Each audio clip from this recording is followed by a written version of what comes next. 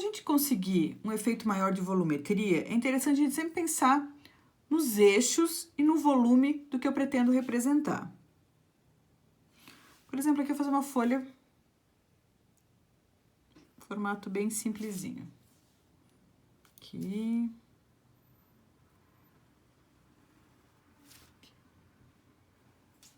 Vou fazer a nervura central.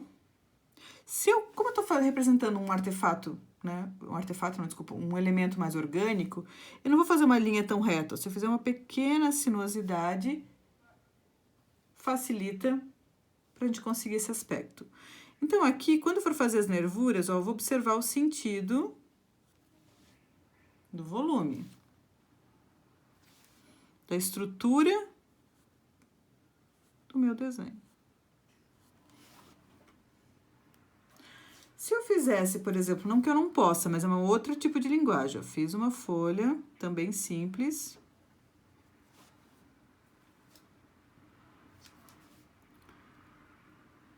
Cortei uma linha reta. Em vez de trabalhar essas nervuras, né, esses veios da folha, de uma maneira mais sinuosa, eu quisesse fazer aqui, retinhos.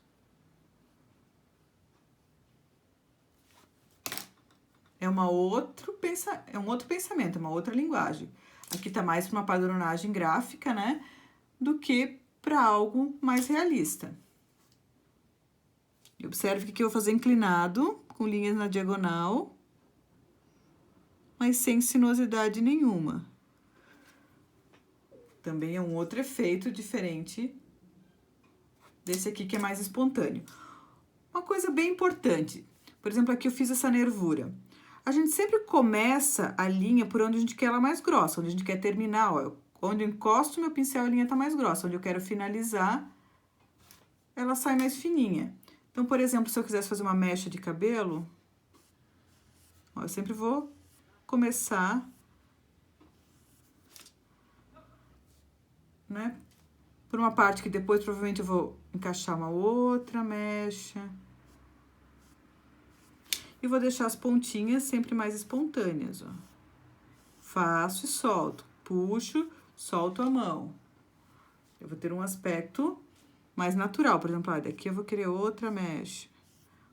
Ó, coloco, solto. Sempre onde encostar primeiro a ponta do meu pincel, vai ficar uma pontinha mais escura. E aonde eu finalizar, eu consigo uma espontaneidade maior. Então, por exemplo, aqui, eu quero destacar uma mecha da outra, reforço um pouquinho esse traço. Aqui eu quero continuar.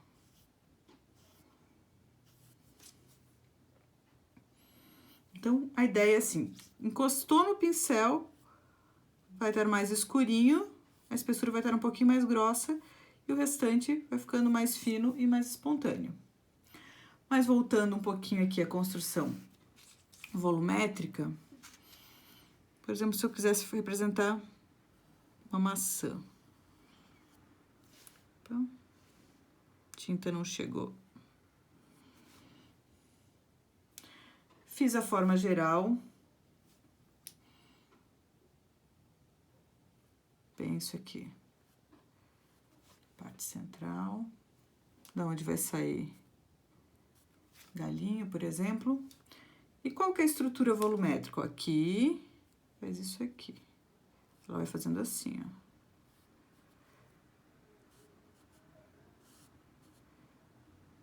Pra cá. Pra cá. Se eu tivesse a minha maçãzinha aqui, fizesse traços retos, eu não teria tanta volumetria. Vamos fazer um babado aqui. Pensar na estrutura geral dele. Pensar que eu, observador, tô analisando ele aqui do centro. Então, sempre vai abrir nesse sentido. Aqui depois.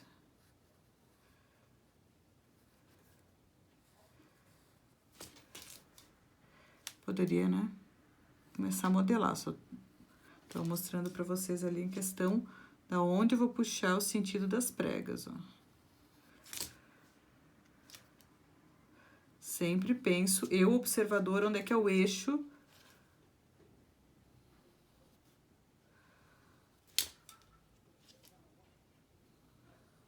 que eu quero representar.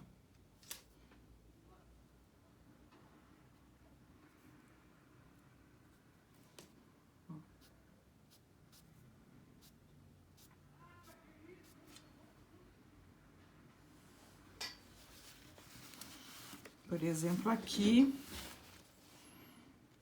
fazer uma boca.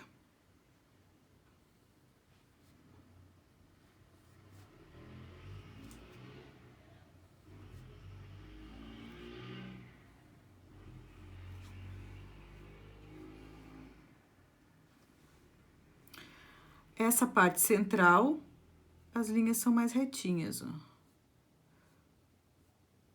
Conforme vai chegando na lateral, elas vão curvando um pouquinho mais. E eu vou aproximando, porque eu também já tô construindo a questão de volumetria, ó. Tá mais retinho. Agora eu começo a inclinar. E aqui já tô aproveitando para aproximar, para ganhar um pouquinho de volumetria. Aqui embaixo a mesma coisa, aqui é mais retinho. Começa a curvar.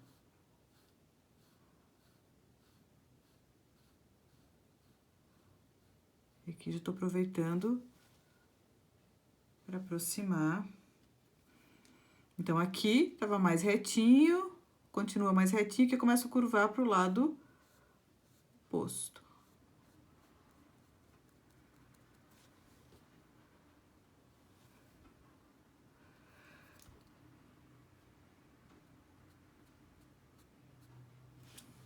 Então, é retinho, pra cá, pra cá.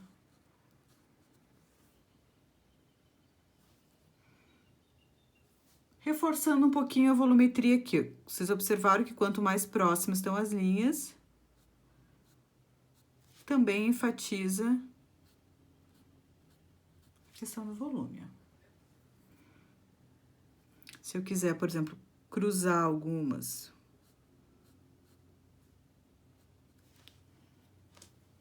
Vou escurecendo um pouquinho mais.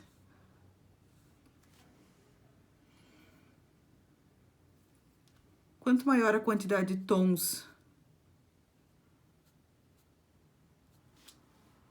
que eu tiver na minha imagem, maior o aspecto de volumetria. É que eu tô sobrepondo alguns traços entre os que eu já tinha feito no mesmo sentido, por exemplo. E também fazendo em sentidos contrários.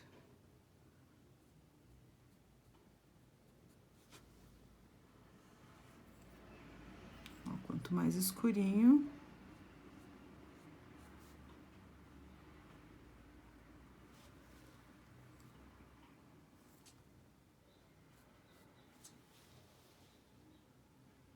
maior a sensação de volume, e assim eu poderia ir, né, devagarinho, explorando ainda mais.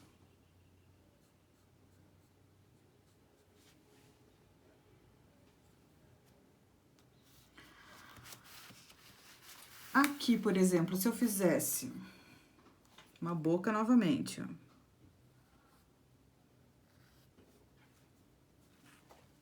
Opa, não ficou muito simétrica, mas é só pra...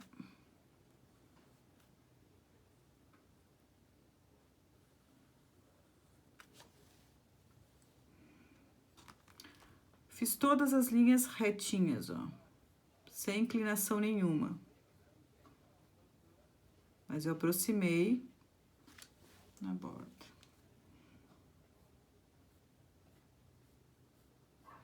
Aproximei aqui porque eu quis um tom mais escurinho. Aqui também, eu vou continuar toda ela retinha, ó.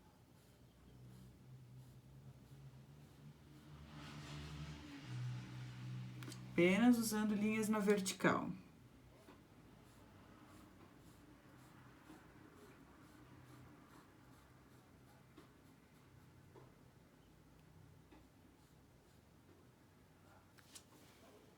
Observe que o efeito não é o mesmo.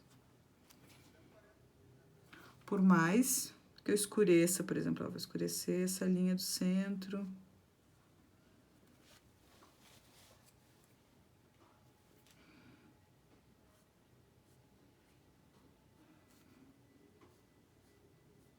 Vou cruzar algumas para trabalhar um pouquinho a questão de volumetria relacionado à diferença de tons, mas não é tão acentuado quando eu tenho a inclinação dos traços de acordo com o volume do meu artefato.